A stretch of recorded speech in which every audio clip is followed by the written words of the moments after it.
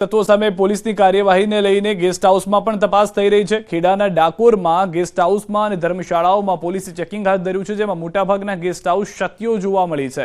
પોલીસના મતે ઘણા ગેસ્ટ હાઉસના માલિકોએ રજિસ્ટરમાં નામ નોંધ્યા વગર રૂપ આપતા મળ્યા છે, જે મામલે 16 ગેસ્ટ હાઉસના માલિકો સામે એફઆઈઆર પણ કરવામાં આવી છે।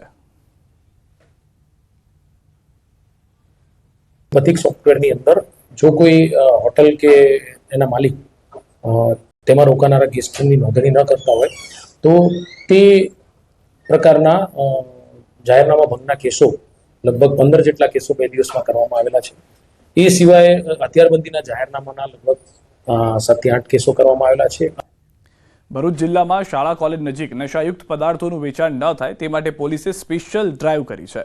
જિલ્લાના અલગ અલગ પોલીસ સ્ટેશનના 29 પોલીસ અધિકારી તથા પોલીસ 145 કર્મચારી સાથે અલગ અલગ કુલ 29 ટીમો બનાવી કાર્યવાહી કરી રહી છે, જેમાં કોલેજ હાઈસ્કૂલના મુખ્ય ગેટને અડચણરૂપ થાય તેવા લારી ગલ્લા દૂર કરવામાં આવ્યા હતા। આ ઉપરાંત શાળા કોલેજ નજીક બીડી, સિગરેટ, ગુટખા જેવી તમાકુ પ્રોડક્ટનું વેચાણ કરતા વેપારીઓ પર ટોબેકો એક્ટ હેઠળ કાર્યવાહી કરી દંડ ફટકારાયો। શાળા કોલેજોની આસપાસ વિદ્યાર્થીઓની છેડતીના કોઈ બનાવ ન બને તે માટે પણ કડક ચેકિંગ હાથ ધરાયું। આગામી સમયમાં પણ સમયાંતરે આ પ્રકારની કાર્યવાહી કરવામાં આવશે તેમ પોલીસ તંત્ર દ્વારા જણાવાયું છે। પોલીસ અધિકારીઓની અને પોલીસ કર્મચારીઓની ટીમો દ્વારા જિલ્લામાં જુદી જુદી જગ્યાએ આવેલી શાળા કોલેજો નજીક અસરકારક ચેકિંગ ઝુંબેશ હાથ ધરવામાં આવેલી।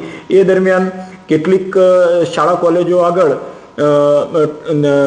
તમાકુનું વેચાણ થતું હોવાનું ધ્યાનમાં આવતા એ તેઓના વિરુદ્ધમાં ટોબેકો એક્ટ હેઠળ કાર્યવાહી કરવામાં આવેલી છે અને ભરૂચ પોલીસ દ્વારા અવારનવાર આ રીતે કાર્યવાહી કરવામાં આવનાર છે।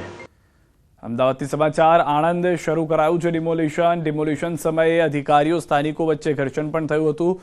સાણંદના દ્રશ્યો અમે આપને બતાવી રહ્યા છીએ કે જ્યાં પણ આ રીતે ડિમોલિશનની કામગીરી કરવામાં આવી રહી છે, જ્યાં અધિકારીઓ અને સ્થાનિકો વચ્ચે થોડા ઘર્ષણના દ્રશ્યો પણ સર્જાયા। ડિમોલિશન દૂર કરવાનો વિરોધ કરવામાં આવ્યો હતો। પોલીસ કાફલો ઘટના સ્થળે પહોંચ્યો હતો। મોટી સંખ્યામાં પોલીસને રાખવામાં આવી છે।